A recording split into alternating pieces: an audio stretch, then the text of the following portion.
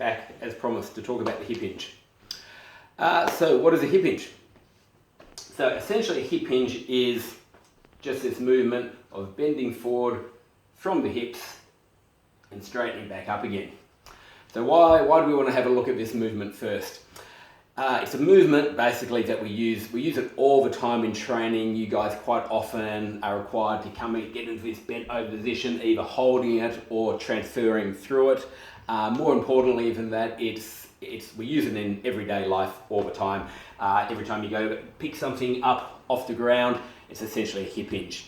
It's also a position where potentially, if we don't do it right, we can compromise the position of our lower back, put too much pressure on the spine and potentially risk injury, which obviously we don't want. So that's why we're having a look at that one first. So before we even start talking about the actual hinging part of the movement, I need you guys to get really familiar with your pelvis and what's happening at your pelvis and the different movements there. So the two at the moment that we really want to get you guys focusing on are this sort of bum out position, which we call a anterior pelvic tilt, and then the opposite, which is a sort of a pelvic thrust, which is basically just contracting the glutes, hips push forward, and that's the posterior pelvic tilt. So we've got anterior tilt, where your bum goes out, squeeze the glutes, hips come forward, posterior tilt. So the reason I want you guys to get and just, practice that movement. It seems simple, but it's just sort of relax the glutes, squeeze your glutes, relax the glutes, squeeze the glutes. So when we go into a hip hinge, it's to help keep you back in the position that we're going to want it to be in. I'm going to want you guys to get into a slight anterior tilt. So just in other words, push that bum out slightly.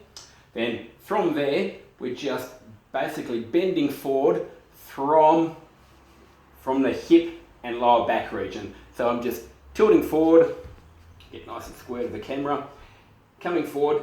Now, as I get at some point, and this will be a slightly different point for everybody, my back stops moving, or my lower back stops moving, and I start to bend. The only thing really moving there is my chest coming forward, which is bending from the middle part of my back, and that's going to start to flatten or round out my lower back. So I'll just do that again. So I'll get into that slight anterior tilt, bending forward. So that's all good, all good. Around about this stage, my hips are no longer moving, and my lower back starts to round out a little bit. And it's at that position, at that stage, where basically you feel that the movement isn't coming from there anymore, that you actually it's your upper body going to the ground. That's the position where you're now going to start compromising your lower back if you try and push past that area. So this is something that we're going to run a workshop this Saturday before the session, serve as a great little warm-up on that. So, but it'd be great if you guys can just get a bit more familiar with this movement at home before that stage. So again, it is just that bum out, bending from the hips, slight bend in the knees here, but apart from that, there's no knee movement.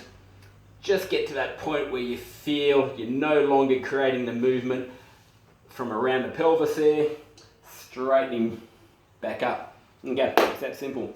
So, a couple of minutes a day, that's all you need. It doesn't take too long for the body to learn these movement patterns if you do little bits regularly, a bit like you're mobilizing. All right, guys, I'm going to see you all in the morning. Come back in the camera there, where we will be doing some hip hinging. All right, guys, see you then.